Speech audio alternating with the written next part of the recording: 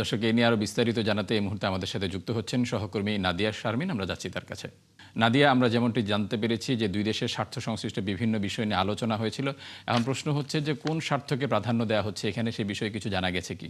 আসলে আপনি জানেন যে বাংলাদেশ এবং যুক্তরাষ্ট্রের সম্পর্কটি দীর্ঘ সময়ের এবং অনেকগুলো বিষয় নিয়ে একটি গভীর সম্পর্কের জায়গা রয়েছে। সেই জায়গা থেকে মূলত যে আলোচনার বিষয়গুলো ছিল ভূ রাজনীতি, প্রতিরক্ষা এবং বাণিজ্য চুক্তি, এবং এই বিষয়গুলোর পাশাপাশি রোহিঙ্গা সহ যে অন্যান্য সমস্যাগুলো আমাদের রয়েছে সেই বিষয়গুলো সম্পর্কেও আলোচনার কথা ছিল। এই বিষয়গুলো ধরে যাওয়া হয়েছে বলে আমরা যতদূর জেনেছি এখন পর্যন্ত পররাষ্ট্র মন্ত্রী এবং প্রতিমন্ত্রীর সাথে বৈঠকে।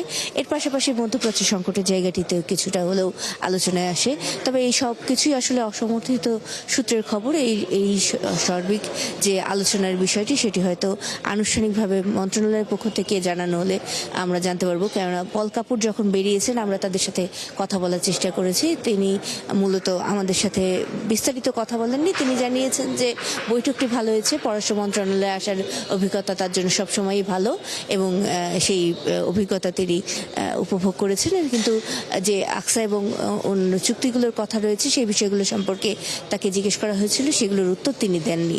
এবং এরপরে তিনি চলে গেছেন সচিবালয়ে তিনি বৈঠক করেছেন বাণিজ্য মন্ত্রীর সাথে। বাণিজ্য মন্ত্রীর সাথে বৈঠক শেষে জ্বালানি মন্ত্রীর সাথে বৈঠক করার কথা রয়েছে। জ্বালানি মন্ত্রী এবং অর্থমন্ত্রীর সাথে বৈঠক শেষ করে তিনি চলে যাবেন বাংলাদেশের যে ব্যবসায়ী নেতারা তাদের সাথে একটি অনুষ্ঠান রয়েছে সন্ধ্যায়, এবং ইফতার করবেন একই সাথে।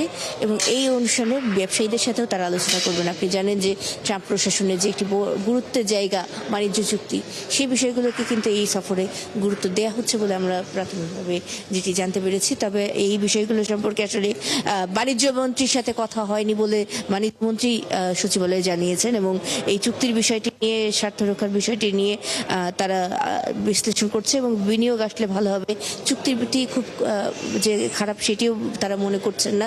এইরকম কিছু কথা বাণিজ্য মন্ত্রী তার সচিবালয়ের আলোচনা শেষে বলেছেন। বাকি মন্ত্রীদের সাথে বৈঠক এবং আজকের দিনের সার্বিক অনুষ্ঠানগুলো শেষে এবং পররাষ্ট্র মন্ত্রণালয় থেকে যদি আরও বিস্তারিতভাবে আনুষ্ঠানিকভাবে কোনো তথ্য জানানো হয় সেই তথ্যগুলো আমরা পৌঁছে দেওয়ার চেষ্টা করবো আপনার কাছে। নাদিয়া, আপনাকে অসংখ্য ধন্যবাদ। দর্শক, সচিবালয় থেকে জানাচ্ছিলেন সহকর্মী নাদিয়া শারমিন।